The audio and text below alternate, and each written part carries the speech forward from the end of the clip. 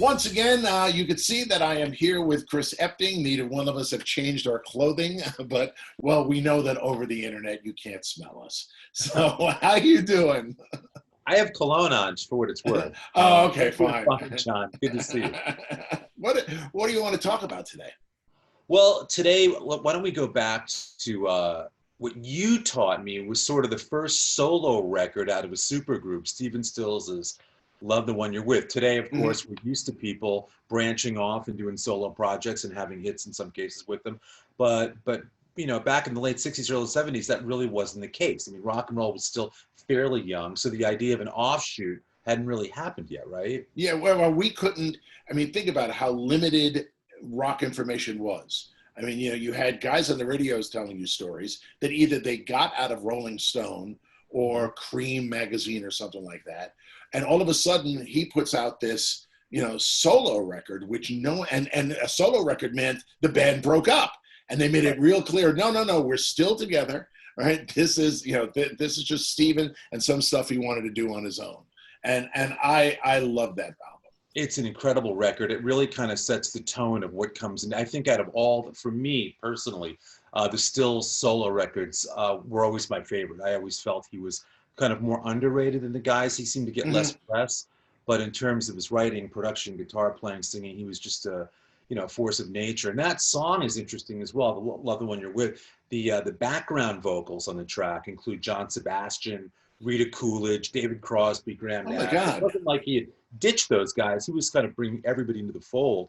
And the song is actually based, the expression anyhow, on something that he heard Billy Preston say during a solo act, where that was something Preston would put out to the crowd in his sort of, gospel-infused, Sunday meeting kind of shows he would do, very inspirational and very big and orchestrated. He would say to people, he would leave them with the thought, if you can't be with the one you love the one you're with.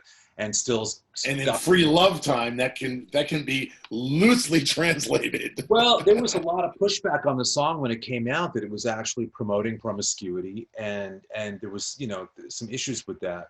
But at the end of the day, I think it comes up probably in large part too, the number of people who covered it. I mean, the Isley Brothers had a hit with it. A lot of people recorded that tune, and it just became one of those transcendent songs that came to speak to the generation about free love and openness and not being judgmental and all that. And it's from the album cover on down, of him sitting that chair in the snow that Henry Diltz shot, it really did set the tone for an incredible solo career.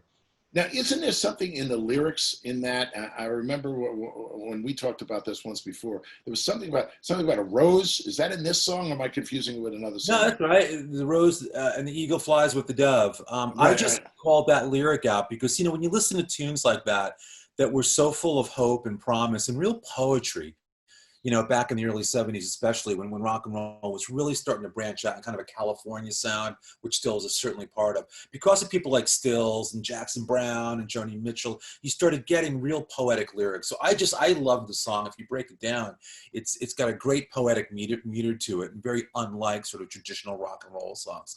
It's very hopeful. It's full of very colorful language. And it just speaks to sort of, I just think he took Stills with this album and this song, just raise the bar, all of a sudden, the production is a great kind of Phil Spector-esque, very dense, interesting production. He's playing the steel drums on there. Yeah, I was going to say, nobody realizes that the steel drums are such an important instrument in that song, and no one realizes it's Stephen Stills. How the hell did he learn how to play steel drums? And that well. I know, it's crazy, and you're right, it is a big part of the song, but then you see, when he develops a year or two later with the band Manassas, you see even more innovative sounds being incorporated by him. He was and remains, I think, a real music innovator, and was always looking for new ways to make sound and stuff. And of course, he was talented enough to pull it off and to master these instruments in fairly short order. So yeah, that's one of those tunes that I think is utterly timeless. There's nothing dated about it. And at the end of the day, like he says, if you can't be with the one you love, especially today, I've got kind of a great quarantine message as well. Little did he know. Maybe he did know. Maybe he's just that good that he saw ahead and foretold what we're going through. And it would have been from something he took. Well, Chris, thanks again for putting another song on the chopping block and dissecting it for us. This is There a Bustle in Your Hedgerow? Lyrical lines that help describe rock and roll.